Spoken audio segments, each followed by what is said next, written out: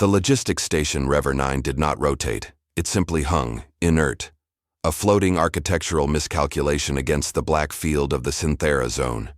It was a skeleton of cold gray metal built for the grinding mechanism of heavy transport, a place where gravity was a dial, not a constant. The air in Section L7 was thin, recycled, and carried the perpetual vibration of distant compressors, a background hum Kale had come to confuse with the drumming of his own exhausted heart. He wore the standard-issue service fatigues, permanently stained with hydraulic fluid and fine mineral dust. His work rhythm was a slow, deliberate march, the cadence of a man who had traded the weight of existential despair for the measurable, physical weight of interplanetary labor. Today's task involved restructuring the primary depot, stacking specialized Titanozoraz alloys. This material, dense and dark, weighed enough at standard 1G to crush the ambition out of a Bakhtari recruit in 10 minutes. Cal was working in the coldest alcove, where condensed vapor kissed the metal walls. He had just positioned the 23rd beam, 4 meters of pure, unforgiving mass. He didn't lift it with a surge of strength or the theatrical strain of a competitive laborer. He simply adjusted his stance, locked his core, and pulled. The friction screamed against the deck plates, a dry sound swallowed immediately by the compressor whine. Kyle moved the beam into position, his eyes focused yet strangely empty. He was not battling the alloy.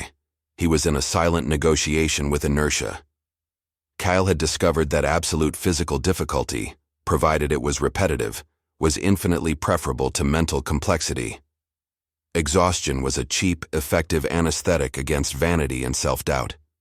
The external weight was a gift, filling the void left by an internal burden that no transfer of currency or location could alleviate, the debt he could never settle, the unforgivable mistake that defined his flight from the homeworld. A kilogram on Earth was a mistake accepted on Rever 9. Up on the observation gantry, Sergeant Krill watched. Krill was a relit, six-limbed and encased in a carapace the color of cold lead. He was discipline incarnate, and, ironically, the primary authority on gravitational control for this sector. Krill studied new recruits not as individuals, but as flawed variables requiring simplification through sustained pressure. The relit philosophy was simple. If you weren't strong enough to carry your burden, the universe would justly crush you. It was social thermodynamics. For 3 cycles, Krill had monitored Kale's performance logs, and the data defied material physics. Kale possessed an absurd, sustained persistence. He was neither fast nor explosive, yet he moved more tonnage, more consistently, than any other mixed-species recruit. His stress indicators, cardiac rhythm, lactic acid production, cortisol levels, were statistically flatlined. Krill's mandibles twitched in frustration. In his native relit, a grating sound like glass scratching metal, he muttered, "They confuse stubbornness with efficacy." If the standard 1G gravity failed to impose proper limits, then the gravity itself was failing its duty. Krill needed to restore physical and hierarchical order. He navigated the primary control panel for Zone L7. A security lock prevented adjustments above 1.8 G without a declared structural emergency. Krill bypassed it using the master access key, a code known only to Senior Station Command. With a dry, nearly inaudible click, the relit sergeant doubled the zone's gravity. 1G instantly became 2G exact. In theory, every non-dense world species should have stumbled, their circulation instantly compromised, their grip failing on whatever cargo they held.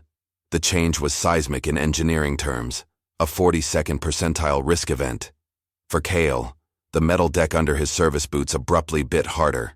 2 times the weight, 2 times the pressure, 2 times the measurable cost.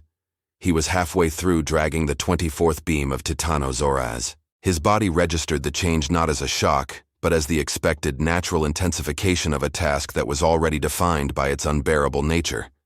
Kale's muscles contracted infinitesimally more. The demand on his respiratory system sharpened. The thin air rasped slightly louder in his lungs. He did not pause. He did not grunt. He did not wipe his brow or even tilt his head to acknowledge the sudden, oppressive density. He kept dragging the beam. The sound of the metal scraping the floor was now deeper, more saturated, like a low, resonant note struck on a massive bell. He pulled the 4-meter alloy into the empty space on the stack. The only difference was that the final placement was settled with a dry, concluding thud rather than a slight metallic sway. Kale adjusted the beam one last time, ensuring its 0-point alignment. Then, he straightened. Krill descended the gantry steps, his heavy carapace seeming even more massive under the doubled gravity he had imposed. His previous fury was now tempered by cold, near-reverent shock. He approached Kale, stopping barely 3 paces away. "Recruit Kale," Krill hissed, his voice low and heavily controlled. "Did you observe any alteration in structural stability or material mass just now?" Kale turned slowly. He looked up at the relit, who was now carrying perhaps 200 kilograms more than he had moments before. Kale took his time. The dry air scraped inward, then outward. "No, Sergeant," he replied, his voice perfectly monotonous. He paused, glancing at the newly stacked beam, then back at the sergeant.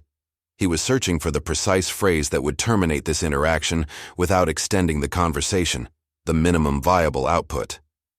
"The only thing I noted," Kyle finally stated, already turning towards the next Titanozoraz load, "is that the supply boxes in the Gamma sector seemed lighter than normal. Perhaps the gravity decreased slightly there. We need more weight, Sergeant, to maintain pace." Krill remained motionless. The relit's carapace, usually so inexpressive, seemed to absorb the dim ceiling light in an unusual way. He had not doubled Kale's gravity. He had merely matched the internal weight Kale already carried. And that invisible burden, Krill realized with existential clarity, was the single most stable element on all of Rever 9. The universe might try to crush you, but if you were already crushed, it only succeeded in making you more dense. "Continue the work, Kale," Krill ordered, the command tone fractured by an unusual thread of doubt. He returned to the control panel, not to decrease the G level, but to access Kale's psychological profile and material debt reports. If this human could internalize 2 Gs of physical labor as routine, he was severely miscategorized for mere logistics duty. He was a resource of profound, if damaged, resilience. Krill reviewed the outstanding debt Kale owed to the Unified Directorate, a figure so vast it required a life sentence of labor. He accessed the military requirement matrix for the Synthara Front. Extreme endurance personnel. Psychological profile. Low hope. High compliance via exhaustion. He ran Kale's identification code against the open requisition list for Project Ceres, the forward operating teams requiring silent, disposable human capacity for deep void retrieval. The list demanded subjects capable of continuous operation under localized, non-standard gravity fields and extreme psychological stress. Krill looked back at the human recruit, who was already securing the 25th beam without a flicker of expression. Kale was not merely moving cargo, he was moving the weight of his own calculated obsolescence. The relit sergeant initiated the transfer protocols. Kale was moving out of logistics. The system had found the perfect place for a man whose physical limits were defined by his sorrow. Krill typed the justification into the transfer log. Subject demonstrates unnatural tolerance to induced gravitational stress. Recommended for immediate assignment to high-risk, high-G salvage operations. Compliance level, absolute. He paused before submitting the order. This transfer meant Kale would leave the relative safety of Rever 9 for the contested gravity wells of the Outer Sea Zone, where the war was measured not in territory gained but in personnel lost to vacuum decay. The decision was not ethical, it was purely logistical. You do not waste 2 Gs of perfectly functioning human density on stacking shelves. Krill hit confirm. The weight of the debt had just purchased a different kind of war, and Kale, still pulling the 26th beam, did not know that his profound endurance had just condemned him to a place where he would finally learn that the universe was far more creative than he was at inventing new kinds of suffering. The system pinged his terminal. Transfer approved. Subject Kyle. Destination: Unsecured Habitat Station. Deep Void Cluster. 609. Departure in 48 cycles. Krill reviewed the operational details of Cluster 609, high radiation, unpredictable atmospheric pressure, and the primary mission focus: retrieval of classified materials from the wreckage of the Kellen Morvik, the heavy cruiser that had vanished 5 years ago with 3,000 crew. The station's cooling fans whined, a high, static sound signaling the transition of massive energy. The metal floor, still set at 2G, seemed to hum with cold anticipation. Kale had been looking for a way to stop choosing suffering. Krill realized he had just found a way to make suffering the only choice available. He closed the terminal. The image of the crushed Morvik still burned into his optical receptors. Kyle was going home, in a manner of speaking, but only to pick up the pieces of other people's failures. Krill only hoped the Titanosaurus had prepared him for the weight of ghosts. The change was not announced by sirens or alarms, but by a sickening shift in the acoustic signature of the station. The high, constant compressor whine of Rever 9 fell away, replaced by the deeper, intermittent thrum of directional thrusters. Kale felt the 2Gs that had defined his last day slowly drain, leaving a lightness that felt unsettling, almost vulgar. He preferred the density. He found himself sealed within a modular transport tank, designed for biohazard transfer, not standard personnel deployment. The walls were corrugated metal, weeping condensation, and the air was thick with the smell of stale hydraulic fluid and ozone, the metallic stench of poorly filtered recycled oxygen. This container was known informally by the low-priority contractors as the Dirge. Kale stood, leaning against the cold wall. The floor beneath his worn boots vibrated constantly, a low-frequency hum that seemed to vibrate directly in his teeth.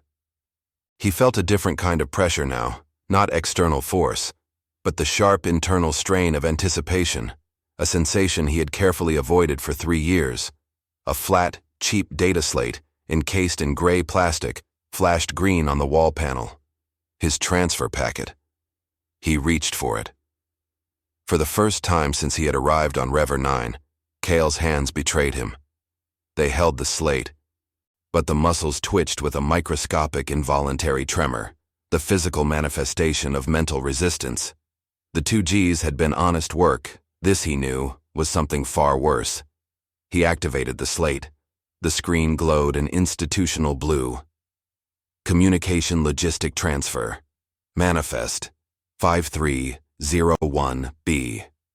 Subject: Kyle, human. Designation: Logistical Endurance. Previous assignment: Rever 9 Logistics, Zone L7. New assignment: Deep Void Cluster. 609, Salvage Priority, Series T. Mission Duration: Open, projected 120 cycles minimum. Team Lead: Drexar, Zillion, Engineering Oversight. Personnel: Strength.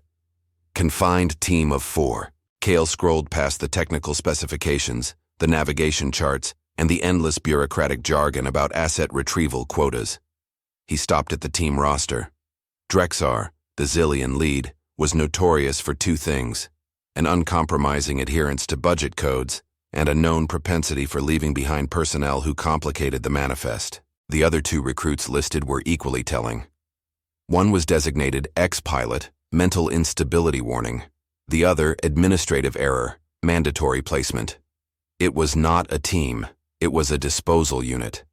The underlying systemic failure became terrifyingly clear.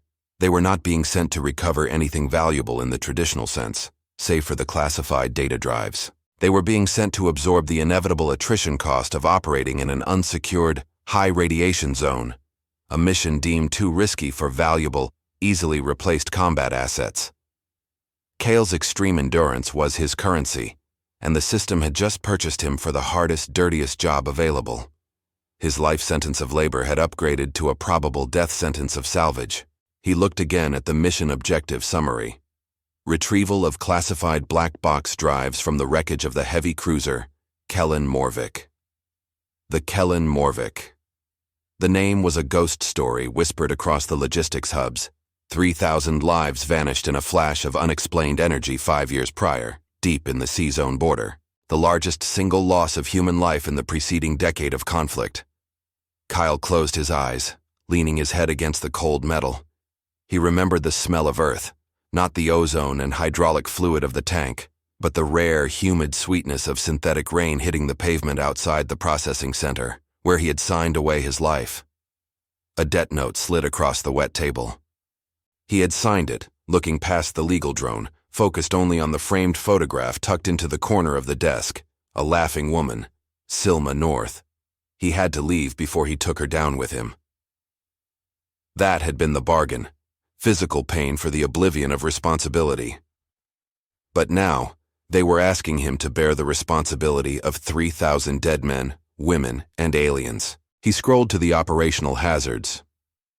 The Morvik wreckage site was not only prone to unpredictable gravitational fluctuations, the very thing Kale was suited for, but it was also heavily contested by independent scavenger guilds, species that favored biological warfare and close-range dismantling.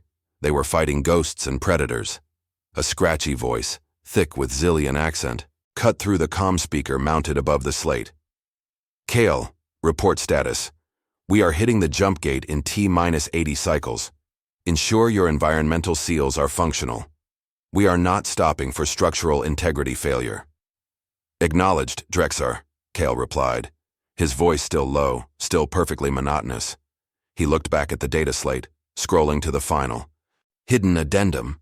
A supplemental directive tucked deep within the operational safety codes, flagged Priority Alpha, Confidentiality Level 7.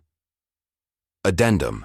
Personal Retrieval Order, Unified Directorate Level.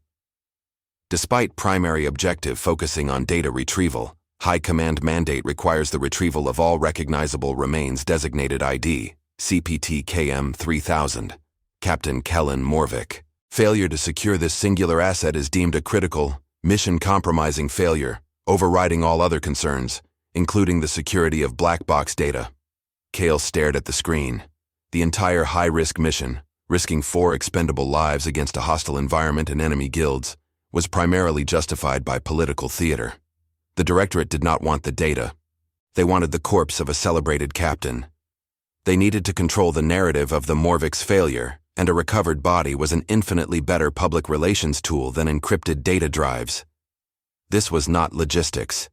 This was a funeral detail disguised as a tactical salvage, a political move calculated to cost maximum human suffering for minimal strategic gain. The weight of the system was finally pressing down, demanding not just his physical output, but his moral compromise. Kale lowered the slate. His tremor vanished. The moral failure of the Directorate was a measurable, concrete thing, something external he could push against. It was infinitely better than the amorphous shame he had carried from his past. He secured the slate in his pouch. The dirge shuddered violently as the external magnetic clamps detached, signaling their imminent jump. The compressor whine was gone, replaced by the hollow shriek of the jump drive charging. Kale settled against the wall, prepared for the disorientation. He had only 40 cycles remaining until he was thrown into the abyss where gravity was unreliable and death was cheap. He had to decide now. Obey the classified political directive or prioritize the true military objective, the data, and risk execution for insubordination. He looked at the floor, still shining with condensation. He knew what the data represented, the truth about 3,000 deaths. He knew what the captain's remains represented, a lie that would keep the Directorate stable. Kale reached into a sealed inner pocket of his fatigues and pulled out a small, worn piece of plastic, a relic from the home he had fled. It was a faded ration card, useless now. He ran his thumb over the engraved symbol. He had fled responsibility, but he had never fled the truth. He took a deep breath of the stale, recycled air, the metallic tang sharp in his throat. When the ship hit the jump field, the sudden displacement made his joints scream, but Kale held the pain in silence.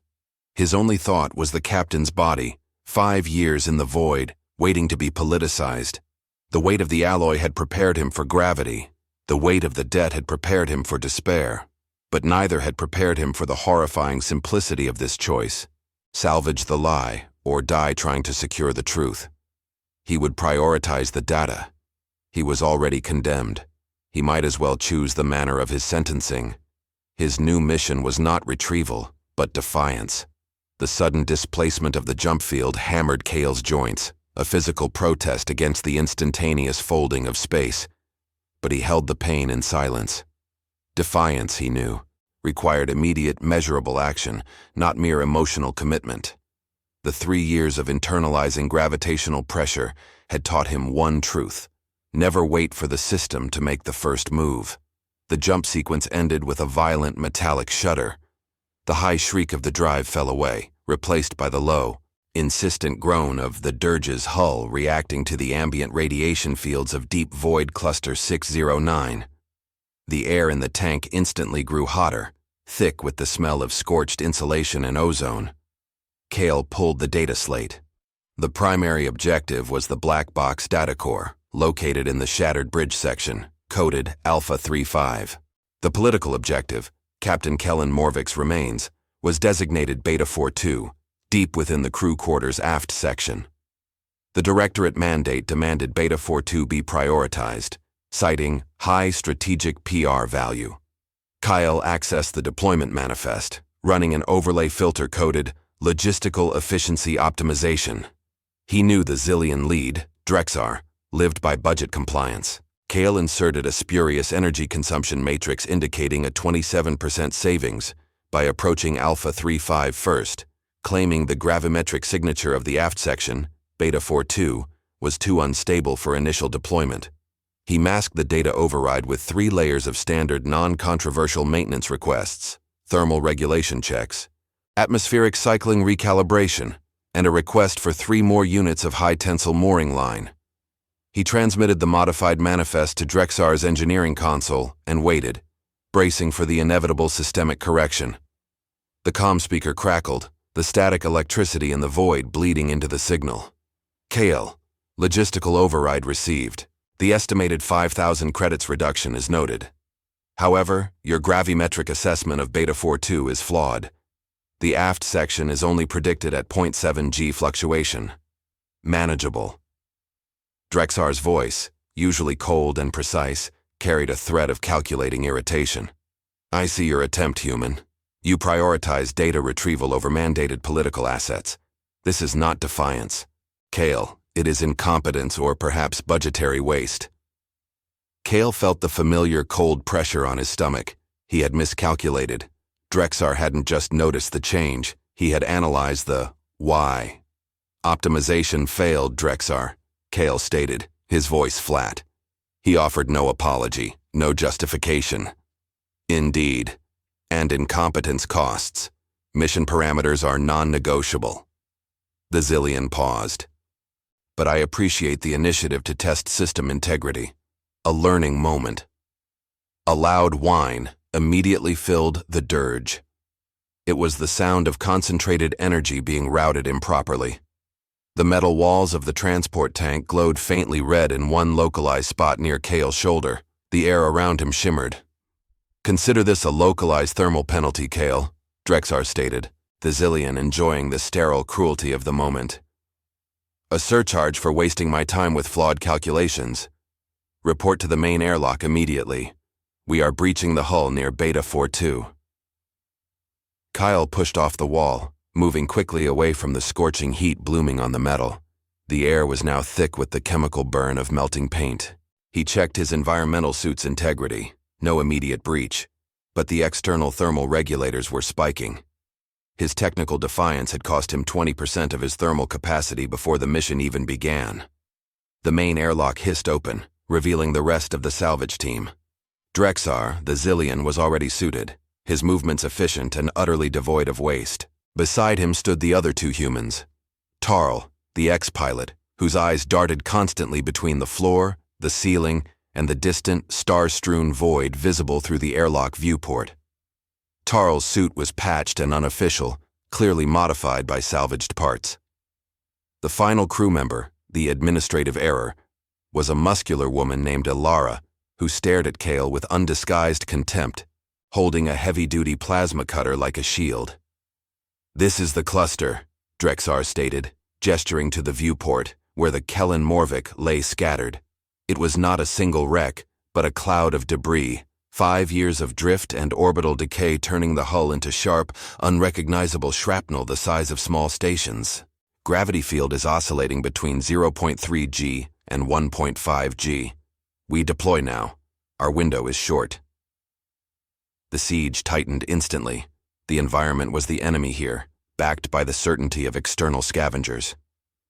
Tarl, your specialized grav anchor. Prep it for immediate deployment at the hull breach point Beta 42. We need 1.0 G minimum stability to use the cutter. Tarl nodded jerkily.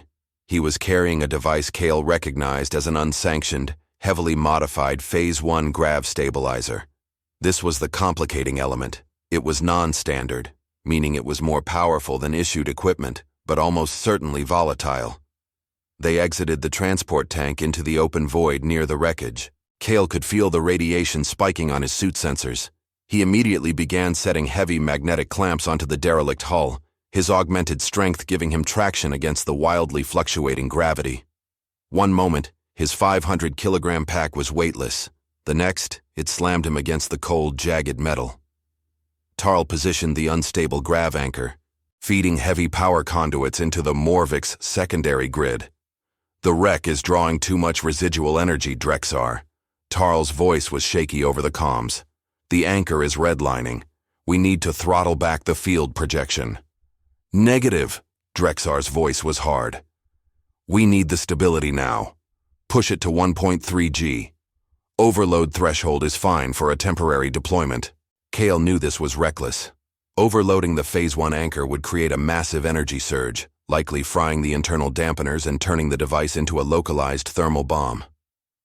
Tarl hesitantly pushed the input. The anchor, the size of a small car, began to hum with an unnatural high-pitched frequency. The air around it began to crackle with visible blue static, the unmistakable sign of a containment failure. Kale, secure the conduit junction, Drexar ordered. The feed is running hot. Kale moved toward the anchor.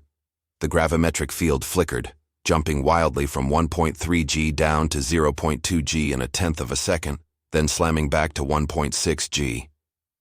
The sudden increase in weight pinned Kale momentarily against the hull. The junction box on the grav anchor, the device that allowed for the crucial 1G environment needed to make the cut and retrieve the body, failed spectacularly. There was a sharp, blinding flash of white energy, followed by the acrid smell of vaporized copper filling Kale's helmet filters. The anchor was collapsing, the field stability dissolving. If it collapsed completely, the section of the Morvik they needed to enter would drift away or worse, rotate and crush them against the surrounding debris cloud. They needed that 1G stability to secure the political asset, and, more importantly to Kale, the ability to maneuver toward the data core later. Kale lunged toward the broken junction box. The casing was compromised, and raw, high-amperage current was arcing wildly from the exposed wires. The thermal discharge was immense, pouring directly into the hull, and Kyle's proximity sensors screamed in protest. The dilemma. Kyle saw the exposed wires. He had two choices. Option 1, pull back immediately, save his hand and his suit's remaining thermal integrity, and let the grav anchor fail. The mission would stall. Drexar would execute a field retreat, and the chance for the data would be lost forever. Option 2, seal the breakpoint manually using the emergency flux sealant in his gauntlet, saving the anchor, but exposing his arm directly to the thermal arc and risking catastrophic suit failure. He had been purchased for his durability. He had chosen defiance. Kale jammed his reinforced glove into the arcing flux, hitting the internal sealant trigger. The sealant, designed to harden instantly, began to fuse with the broken casing. The pain was immediate and absolute. The raw, unfiltered current bypassed the thermal shielding of his gauntlet, vaporizing the outer layer of polymer and burning directly through the lining. He screamed inside the helmet, a silent internal sound that no one else heard. He held it for 8 seconds, the minimum time required for the flux sealant to cure under stress. The stench of burned flesh and ozone was overwhelming in his small environmental sphere. The arc subsided. The Phase 1 grav anchor stabilized, locking at 1.0 G. The section of the Morvik held firm. Kyle pulled his hand back, the gauntlet smoking and melted, the fingers rigid and useless. He did not report the injury. Anchor stable, he forced out, his voice a tight rasp, fighting the blinding systemic shock of the burn. Good work, Kale, Drexar replied, oblivious to the cost. Alara, commence breach. We are behind schedule for the captain's remains. Alara began cutting into the hull, the plasma torch spitting molten metal against the void. Kyle secured his injured arm, managing the pain through sheer, internalized repetition. He focused on the immediate task, surviving long enough to pivot the mission to the data core. As the hull split open, revealing the pressurized dark interior of the Morvik's aft section, Kale's suit sensors, specifically the wideband passive thermal array, suddenly spiked. It was not residual heat from the wreck. The spike was a complex, highly specific signature, the thermal output of 5 separate, recently discharged directional particle scatterguns, cooled and retracted. They were aimed directly at the breach point. The scavenging guilds were not distant shadows. They were already inside the wreck. They were waiting. Drexar, Kyle rasped, ignoring the throbbing pain that threatened to black out his vision. Passive thermal signature. 5 confirmed hostiles. Interior. Weapons recently deployed. We are walking into an ambush. Drexar paused the cut, the plasma torch sizzling into silence. Scavengers. Expected. Ilara, be ready. They want the data drive. Perhaps. Negative, Sergeant, Kale corrected, his voice sharp with new certainty. The signature was too specific. They want the captain. They know the Directorate prioritizes the remains over the data. They are not waiting for us. They are waiting for the market. That values CPT-KM 3000. This is a political siege.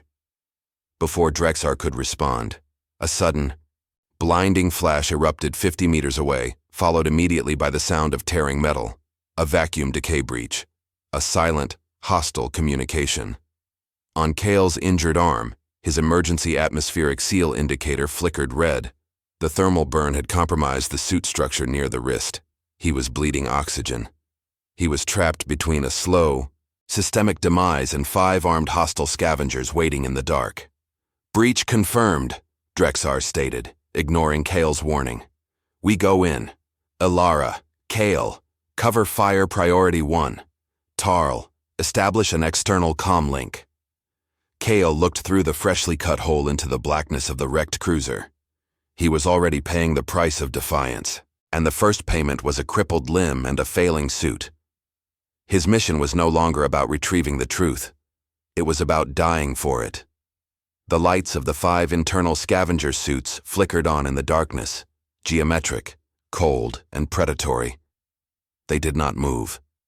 They simply waited for the humans to enter the killing box. Kale raised his damaged rifle with his good hand, the heavy weapon feeling strangely light in the zero-G environment. He knew, with sudden clarity, that they were not the hunters. They were the bait. The 5 hostile light sources in the darkness did not rush. Their stillness was a statement. It confirmed Kale's suspicion. They were not simple raiders seeking scrap. They were mercenaries hired to secure or deny an asset, and they knew exactly which asset held the highest political value. We commit, Drexar's voice was clipped, devoid of emotion. Ilara, through the gap. Kyle, suppress.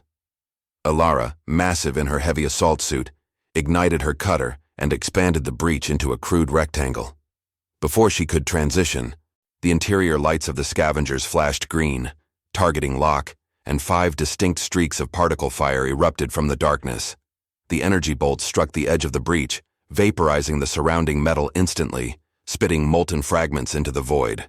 Ilara recoiled, her thick armor absorbing the immediate hit. Tarl screamed, a high, thin sound that fractured the operational calm. The explosion's kinetic feedback momentarily destabilized the grav anchor, and the 1.0 G environment flickered, dropping to 0.6 G, then violently snapping back. Kale used the chaotic fluctuation. He fired a continuous burst into the black rectangle, sweeping the arc wide to deny the scavengers clean sight lines. The rifle's recoil aggravated the thermal burn on his injured gauntlet, sending a blinding wave of systemic shock through his arm. He clenched his jaw, managing the pain through the sheer force of focus. The internal atmospheric seal indicator near his wrist was now a solid red, dropping pressure rapidly. He had perhaps 10 minutes before the oxygen dilution was critical. "They are holding the line, Drexar," Kale rasped, his voice raw. "They have positional advantage. We need a diversion." Drexar ignored the tactical assessment. "Alara, push. Tarl, maintain anchor integrity at any cost." Alara, responding only to the direct order, surged through the breach. The moment she entered the aft section, a localized heavy particle burst struck her midsection, throwing her against the far bulkhead. She hit with a noise like a compacted drum, her suit's external warning systems flashing red and shrieking silently. Drexar went after her, moving with unexpected speed. Kale hesitated, using the confusion to execute his improvised pivot. "My thermal regulators are cycling into failure, Sergeant. Immediate localized pressure seal required. I need the environmental hub to stabilize my suit before breach integrity is lost." He knew the lie was thin, but Drexar had witnessed the arc injury. "Location?" Drexar demanded, his attention split between Alara's failing suit and the remaining scavengers.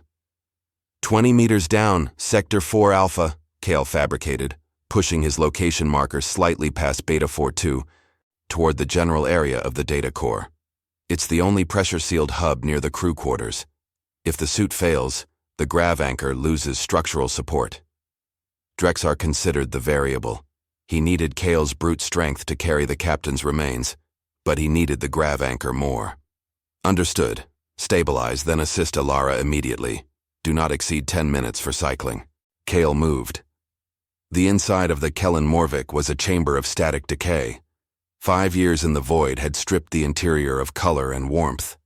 The air, thin and cold, held the cloying, inescapable smell of frozen ammonia mixed with 5-year-old dried biomatter, the cold scent of 3,000 lives ending in an instant. Kale ignored the 2 skirmishes flaring around Beta 42, propelling himself along the structural backbone of the corridor, his magnetic boots kicking against floating debris and shreds of uniform fabric.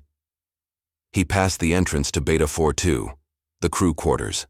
He could hear the muffled, frantic sounds of Drexar and the scavengers exchanging fire near the political objective. He didn't stop until he reached the designated location of the environmental hub, a small maintenance lock 22 meters past the captain's quarters. The hub was useless for a suit seal, but nearby was a small, intact local security terminal. He clamped himself to the wall, ignoring the searing pain in his arm, and interfaced his data slate with the terminal port. The terminal glowed a deep institutional yellow, demanding credentials. Kale had spent his 3 years on Rever 9 memorizing secondary directorate encryption keys. Logistics were porous, and supply codes often doubled as tertiary security access. He entered a string of 8 digits corresponding to a defunct supply route, and the terminal unlocked. He bypassed the manifest logs and went straight to the ship's internal security archive, accessing the last 20 minutes of the Morvik's operational data, flagged Priority Black, Command Eyes Only. He found the initial report, not structural failure, not external attack. The event that shattered the Kellen Morvik and condemned 3,000 souls was a targeted internal core implosion. Initiated from the bridge, Alpha 35, the data core location. The captain, Kellen Morvik, had been in command at the time. Kale felt the zero-G environment suddenly turn into a heavy, crushing weight, not of pressure, but of realization. He felt sick, the smell of ammonia thickening in his throat. He dove deeper into the encrypted logs.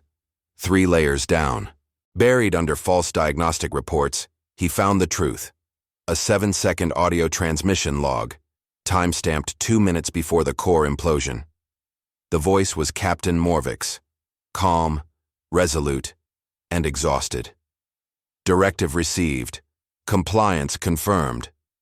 The security of the Unified Directorate is paramount, overriding all crew and vessel safety mandates. The data leak regarding the 0-point weakness, which I regrettably compiled and prepared for public broadcast, is now isolated.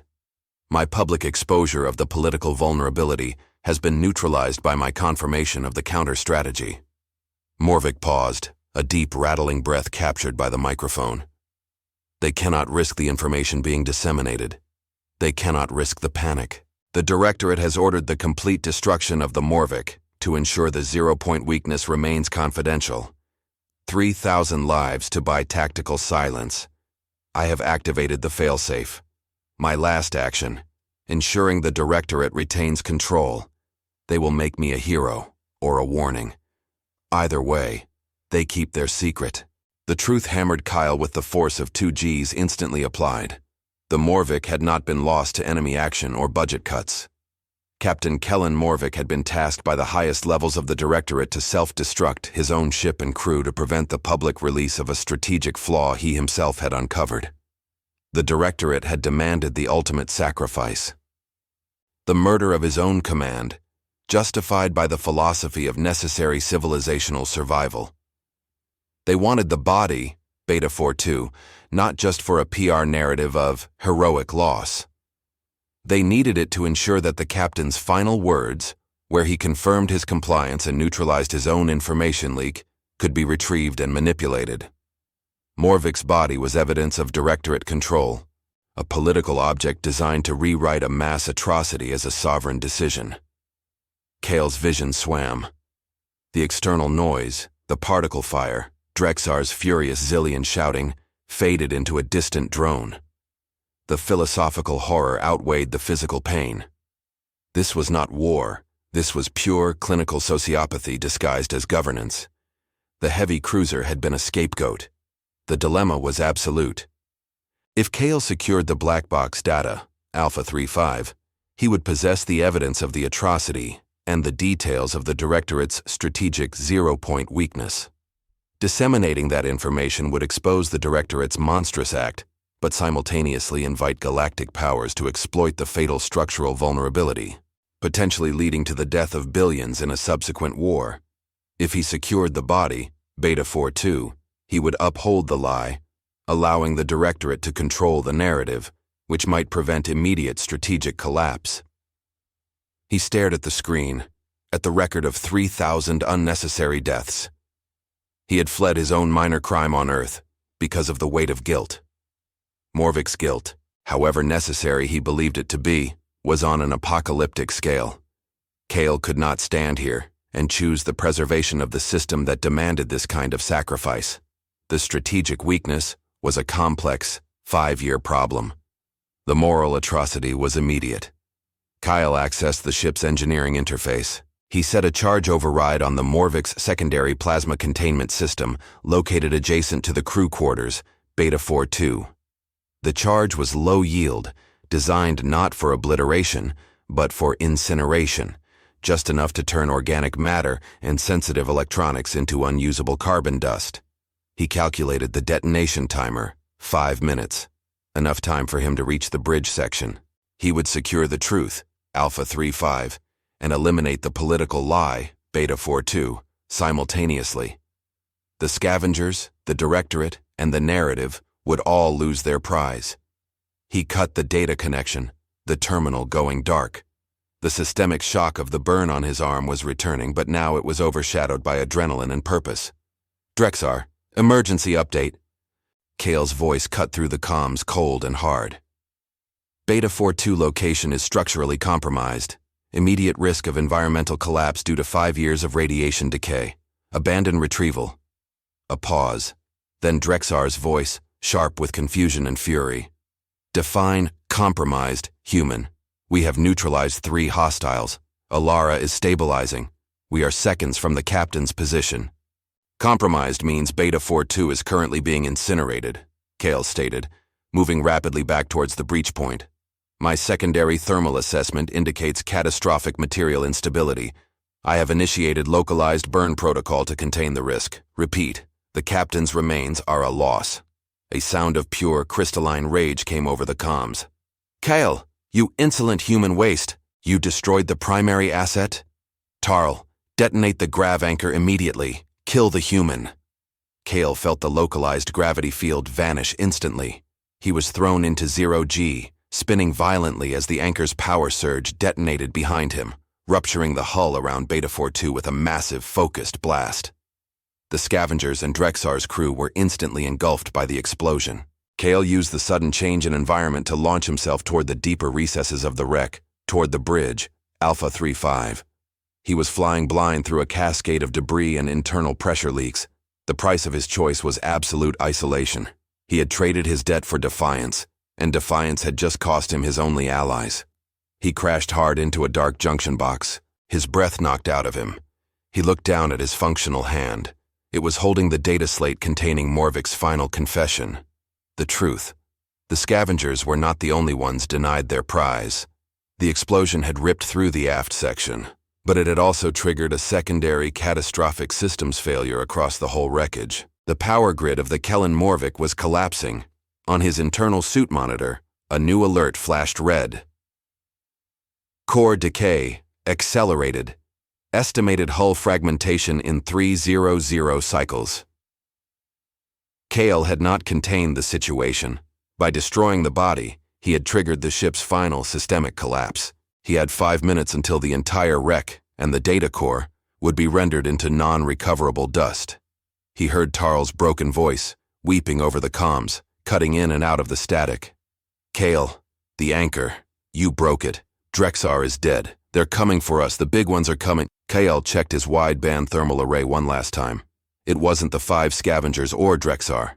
A new, far larger signature was approaching the wreckage from the deep void, a geometric shadow moving with impossible speed. The mercenaries' employers had arrived, drawn by the localized detonation. The Directorate wanted to bury the body. The enemy wanted the weakness. Kale had 5 minutes to retrieve the truth before the wreck dissolved, and a new existential enemy arrived to claim the pieces. Kale slammed into the dark junction box, the impact a brutal physical stop in the 0G freefall, driving the thin, noxious air from his lungs. The heavy data slate slipped, pulled away by a slow, residual drift. He scrabbled for it with his good hand, securing the truth with a spasm of desperate urgency.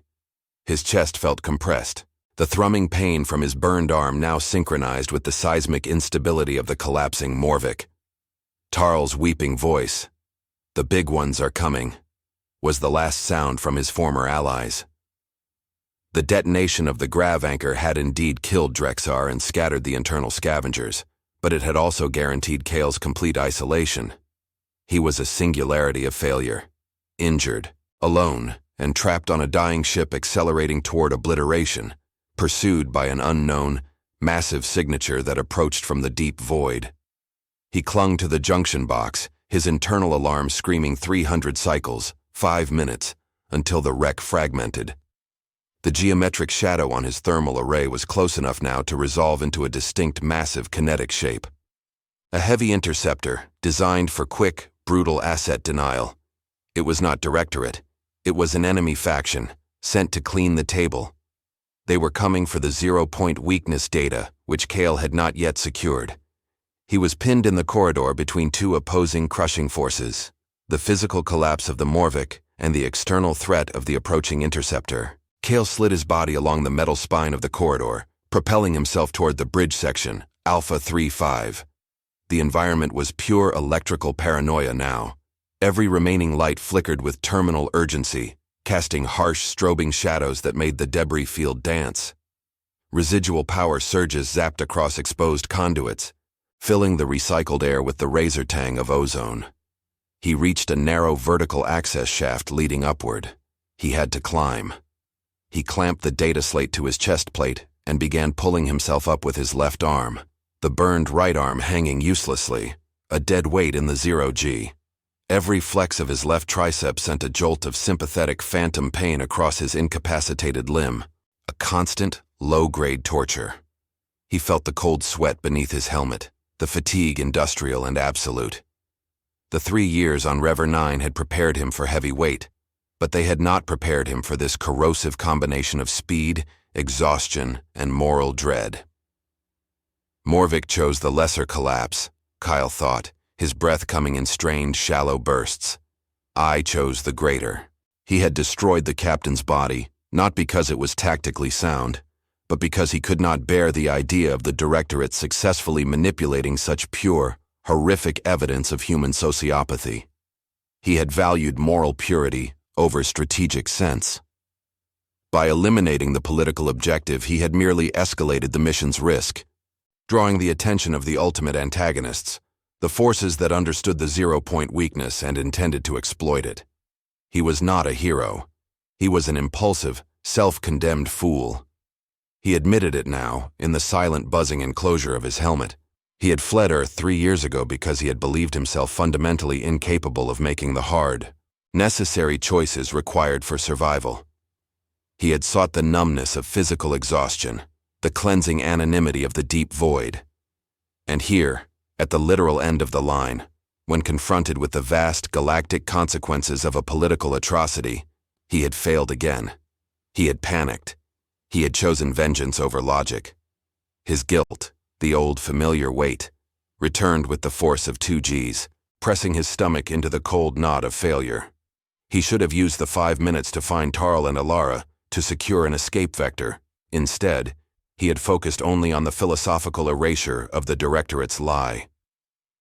The shaft opened into the ruined bridge. Alpha 3-5. The bridge was a testament to instantaneous, violent destruction. The main viewport was spiderwebbed with fractures, barely holding back the vacuum. The pilot seats were vaporized husks, but the data core enclosure, built to withstand a localized core breach, remained sealed, a massive, reinforced block of material set into the deck plate. Kale latched onto the core housing. His suit monitor flashed 240 cycles, 4 minutes. He needed access codes, primary encryption. He had burned his bridge with Drexar, who held the master keys. He had no technical assets, no backup, and a rapidly failing environment suit. He interfaced the data slate with the core housing's auxiliary port. The interface was cold, unyielding. It displayed the primary lock screen. Access level Alpha 6 required. Biometric confirmation only. Impassable. He could not physically cut through the core housing in 4 minutes, not with one functional arm, and not without specialized demolition charges. He had condemned himself to death for a truth he could not now touch. The external interceptor was close. The heavy drone of its sublight thrusters began to resonate through the wreck's superstructure, a deep, rhythmic thump-thump-thump that felt like a predator's heartbeat. Kyle leaned his head against the cold steel of the core housing, his breath rattling wetly in his filters. The oxygen dilution was now critical, his vision starting to tunnel at the edges. Game over. He closed his eyes, focusing on the pain in his arm, using it as a grounding anchor against the despair. He tried to remember the logistics of the Directorate's internal structure, the bureaucratic sloppiness he had exploited on Rever 9. Biometric confirmation only. The ultimate lock. But Morvik, the captain who had detonated his own ship, had been designated the heroic loss. They needed his biometric imprint to authenticate the cover story, to confirm the narrative. The system was never designed to deny access to the captain who had saved it. The system was designed for narrative control.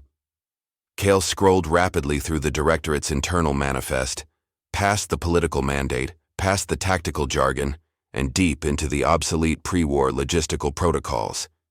He found what he was looking for. Protocol 77B. Post-conflict biometric retrieval contingency. The Directorate had always over-engineered their safety nets. In the event of catastrophic loss where the captain's remains were required but structurally inaccessible, a secondary, non-organic biometric signature was recorded, a physical imprint of the captain's hand, sealed onto the primary access terminal, designed to be used by a Directorate recovery team. The protocol assumed the recovery team would be the Directorate's own assets, using the imprint to bypass the biometric lock without needing the body itself. The location of this secondary imprint? The central command console of the bridge, the very console that had been vaporized in the core implosion. Kyle looked at the wreckage of the console, ash and twisted metal. Impossible. He slumped, the 0G making the movement feel heavy despite the lack of gravity. He was dying in a room full of data he couldn't access, about to be vaporized by an enemy he couldn't fight. Then, through the debris field, something glinted. A piece of the command console had not vaporized. It had been twisted and sheared off by the blast wave. Thrown against the opposite wall of the bridge, it was about the size of a data slate, encased in heavy-gauge titanium armor. Kale launched himself across the bridge, kicking off the core housing. He reached the shard, grabbing it with his functional left hand. It was cold, sharp, and heavy. He turned it over. The titanium was scorched black, but embedded in the center. Perfectly preserved beneath a clear polymer sealant was a section of the console, a recessed 5-fingered indent cast in a highly sensitive conductive resin, the secondary biometric imprint, Morvik's handprint, preserved for a political funeral. Kale looked at his timer. 180 cycles, 3 minutes. He had the key, but using it was the last, most dangerous gamble. The secondary biometric port was a fragile thing, designed for careful use, not the brutal environment of a collapsing warship. Any error, a slip, a sudden spike in kinetic energy, or the approach of the interceptor, would destroy the imprint, locking the core forever. The interceptor's external lighting array swept across the fractured viewport, bathing the bridge in a terrifying, hostile white glare. It had arrived. Kale knew the enemy would be deploying fast-moving infiltration drones now, designed to bypass the structural chaos. He had less than 30 seconds before they breached the hull. He pressed the salvaged imprint shard against the core's auxiliary port, aligning the conductive resin with the terminal receptors. He held his breath, fighting the critical oxygen dilution, forcing his hand to absolute stillness. The weight is the truth, he reminded himself, channeling the density of Rever 9. The terminal flashed green, the biometric lock engaged. Access granted. Primary core enclosure, open. A hiss of compressed air accompanied the slow, agonizing separation of the core housing's external plate. The interior was dark, revealing the black box itself, a black armored cube with 2 small, glowing data ports. Kale reached in with his left hand, pulling the black box free, disconnecting the heavy internal power conduit. He was not just securing the data, he was stealing the entire history of the Morvik's final minutes, along with the Directorate's single greatest strategic flaw. As he secured the cube to his suit's harness, the bridge lights died completely. The only illumination came from the external sweep of the approaching enemy vessel and the red-on-black warnings of his failing suit. The hiss of a high-pressure breach sounded immediately from the vertical access shaft. The enemy drones were inside. Kale launched himself down the shaft, not toward the exit, but toward the central engineering conduit. He had the truth. Now he needed a way to broadcast it before he died. He had 2 minutes remaining. His good hand found the emergency hull sealant button, sealing the shaft behind him. He heard the drones slam against the thick metal door, their cutting lasers already engaging the lock. He would buy himself 30 seconds, perhaps 40. He was flying down the pitch-black conduit when the final, catastrophic warning flashed across his monitor, overriding all other systems. Danger. Interceptor. Direct fire solution acquired. Dispersal pulse imminent. The enemy was not sending in drones to retrieve the asset. They were simply going to vaporize the entire wreck to ensure the data was erased.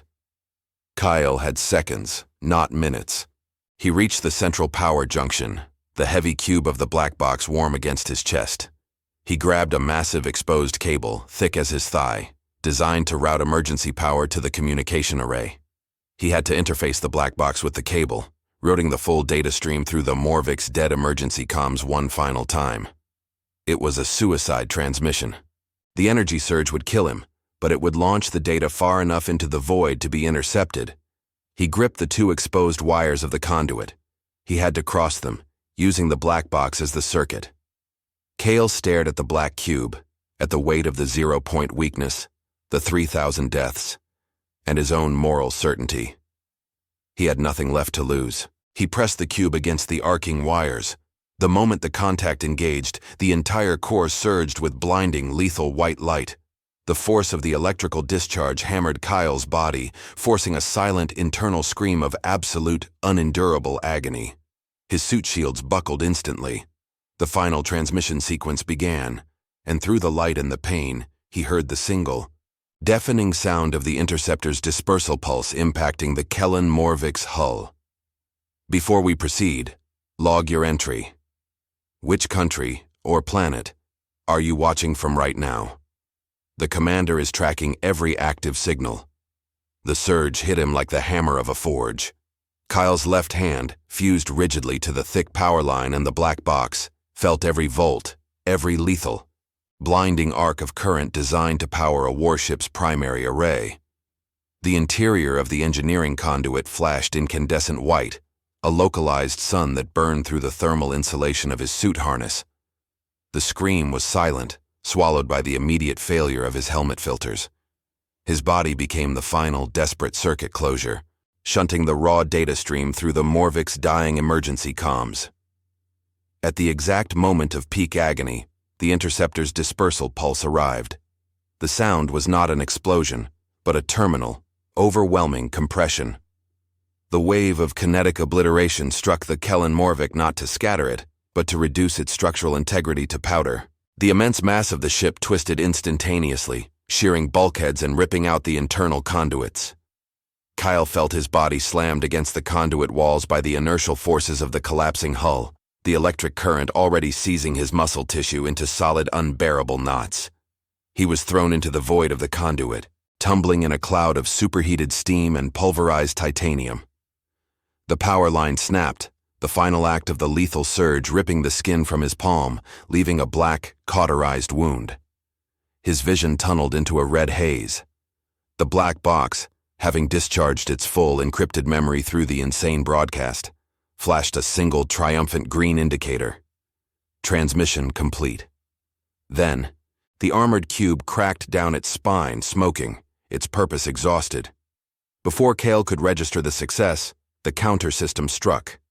The interceptor, having detected the impossible energy spike, knew the data had escaped. They would not waste resources on retrieval. They would ensure the source was eradicated. 3 small, dark kinetic infiltration drones, shaped like high-velocity darts, jetted into the conduit from the ruined access hatch. They were fast, silent, and armed with depleted uranium flechettes, designed for asset denial and surgical execution. They tracked Kale's heat signature, their targeting lasers locking onto his chest plate. Kale was floating, paralyzed by the residual electrical shock and the impact trauma. The first drone fired. He heard the faint pfft of the magnetic accelerator. The flechette did not hit him. It struck the shredded console wreckage beside his head, penetrating the heavy alloy plating with a high, sustained shriek of tearing metal. The projectile detonated a small maintenance oxygen tank in the wall. The resulting micro-explosion was Kale's only chance. He was thrown violently sideways by the expanding gas, tumbling erratically through the dark, vapor-filled channel. The improvised, chaotic movement broke the drone's tight target lock. The 2 remaining drones adjusted their vectors, pursuing the erratic heat signature, ignoring the rapidly cooling wreckage. Kale used the momentum to slam himself against a severed vertical support beam. He fought the electrical residue, forced his left arm to function, and activated the emergency pressure regulator on his right shoulder. He vented the remaining precious reserve of suit atmosphere in a short, powerful burst. The uncontrolled thrust pushed him further into the core of the engineering section, away from the pursuing drones, who continued their pursuit down the primary conduit path. The drones, programmed for efficiency and certainty, followed the highest probability vector, the straight line to where the transmission originated. Kale was betting on the narrow, flawed logic of automated killing. They would never consider an injury-induced lateral escape. He drifted into a secondary coolant chamber, a section of the ship that had been partially sealed before the final pulse. The atmosphere here was thick with cold, non-toxic gas, slightly above 0 G due to the chaotic gravitational interference from the surrounding debris. Kale impacted the far wall, a sickening crunch that brought forth a wave of nausea. He was safe, for perhaps 30 seconds, but completely blind and suffocating. His suit alarms flashed in a silent, strobe-like sequence. Oxygen critical. Hull integrity 71%. Right arm biofunction 0. Life support failed. He slumped, the cold gas clinging to his helmet. The noise, the frantic tearing sound of the Morvik dying, the brutal impact of the dispersal pulse, the crackle of the transmission, the whine of the drones. It all dissolved. Now, there was only silence. A deep, cold, perfect silence, broken only by the thin, rasping sound of his own shallow breathing in the near vacuum of his failing helmet. He had won. The data was gone, launched across the light years, a needle in a cosmic haystack, carrying the coordinates of the 0-point weakness and the names of the dead. He had executed the suicide transmission, using his body and his knowledge of Directorate bureaucratic shortcuts to outmaneuver a heavy military interceptor and the massive, unforgiving system it represented. The cost was absolute. He checked his external view, but his primary optic was fractured. He forced his auxiliary sensor online. The Kellen Morvik was gone. It was no longer a contiguous ship. It was a dense, expanding cloud of wreckage, the remains of 3,000 lives now scattering across the deep void. He was floating in the debris field, alone, his right arm dangling uselessly, his functional left hand frozen in a claw of residual shock. He had destroyed the evidence, but he had also destroyed his means of escape, his equipment, and his physical health. The physical cost of that final, desperate surge had been paid in full. Kale drifted for what felt like 50 cycles. The cold was penetrating the failing suit seals. He closed his eyes, accepting the finality. He had completed the task he had stumbled into. The truth was loose. His debt was settled. But the universe, Kale remembered, never tolerated a zero balance. He forced his eyes open, scanning the void. The interceptor was gone, having reported total destruction of the target and termination of all biological signatures. It had assumed the logic of annihilation was sound. However, the wreckage of the Morvik was not scattering uniformly. The dispersal pulse, while lethal, had been imprecise, impacting the vessel near the secondary engine manifolds. The explosion had shoved Kyle and the central debris cloud deeper into the gravitational pull of the contested Synthara zone border, a chaotic region known for its unstable gravitational singularities. Kyle realized, with a cold, terrifying certainty, that he was no longer simply floating. He was falling. Falling into the contested territory, pulled by the weight of the remaining large fragments of the Morvik. He tried to ignite his wrist thrusters. Nothing. The power was dead. He was a piece of debris, moving at several thousand kilometers per hour toward a sector of space marked by Directorate High Command as Classified Conflict Zone, no rescue operations authorized. He was about to land, or crash, into the center of the galactic war he had just helped escalate. And then, in the absolute silence of the void, far beyond the visual range of the destroyed interceptor, Kale's compromised long-range sensor array registered a faint, deep-frequency transmission spike. It was not Directorate code. It was alien. It was complex. And it was highly directional. It was acknowledging receipt of the black box data. Kale drifted, watching the numbers tick down toward the atmosphere of the unknown zone. He had fought the system and won the battle for information, but he had merely exchanged a quiet, bureaucratic death for a public, violent one. He had released the truth, but the truth, Kyle understood now, was merely a tool for other, far greater forces. He was a projectile, an unintended consequence, an unwanted message delivered to a vast, waiting audience. The single, faint data spike grew stronger, focused entirely on his trajectory. It was tracking the massive debris cloud he was riding. They knew he was coming. They knew what he carried. He adjusted his helmet comms, trying to filter the static, straining to hear anything in the deep void. The only sound that returned was the grinding of his own broken teeth against the mouthplate of his suit, a small, quiet acknowledgement of the ultimate gravity of his failure. He had sought the end of his suffering through physical labor.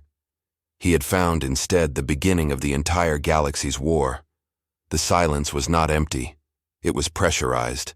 The vast vacuum pressing against the fractured seals of his suit, demanding entry. The intense internal flash of the electrical discharge was replaced by the cold, deep penetration of space radiation.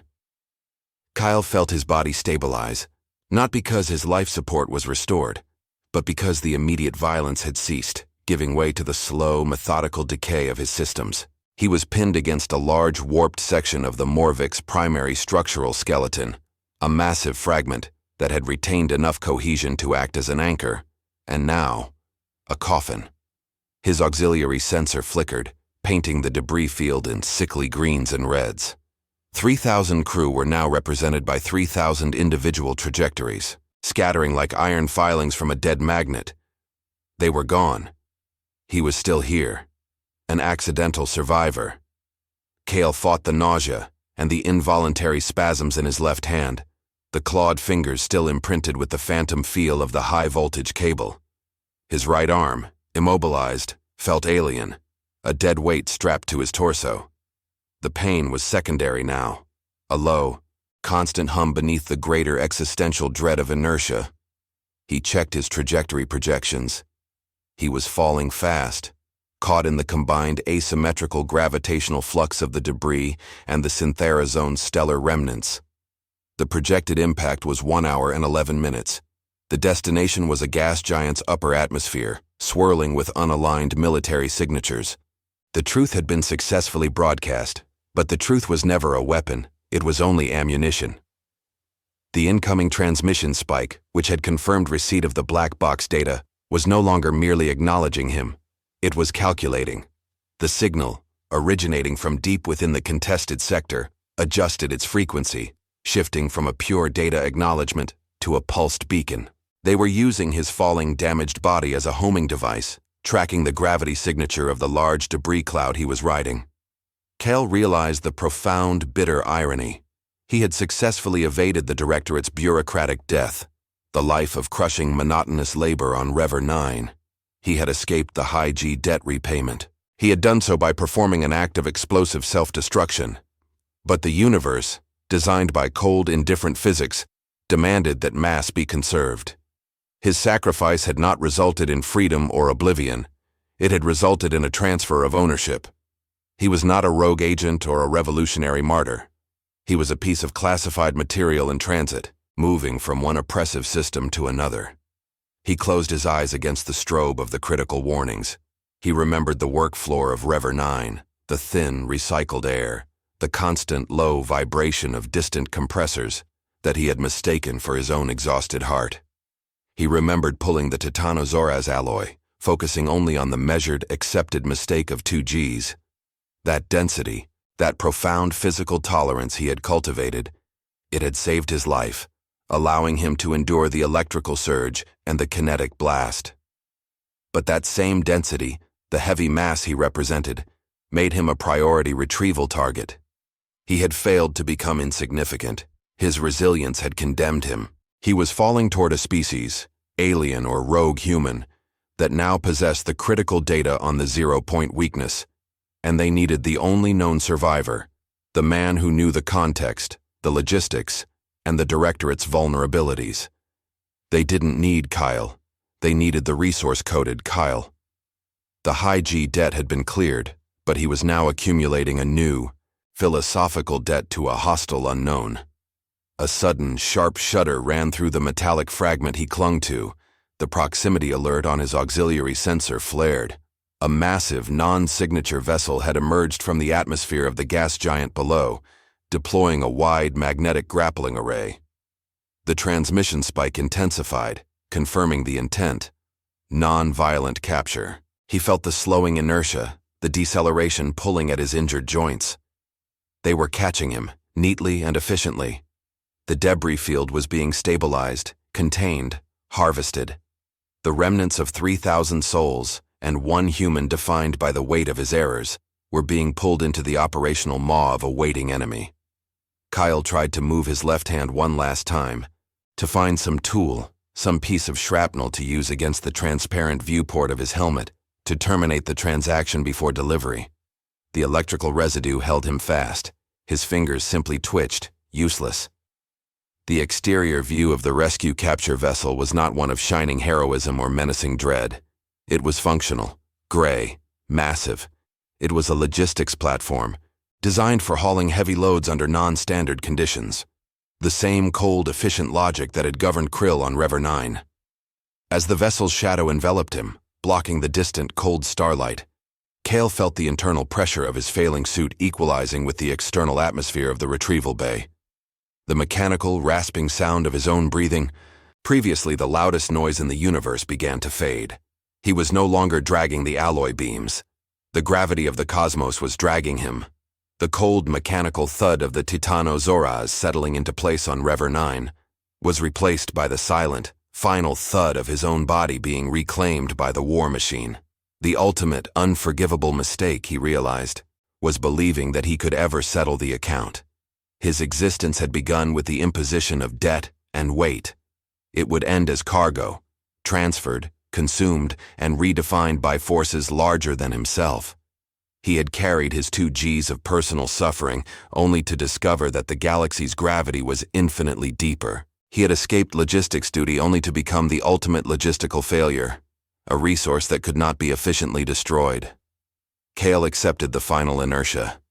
The cost was absolute, not in life, but in continuation. The universe never tolerates a zero balance. It always simply increases the principle. He was still moving the weight even now, even here, just not his own. This story is now part of the archive. Subscribe to help preserve future transmissions, and share this episode with someone who still believes in science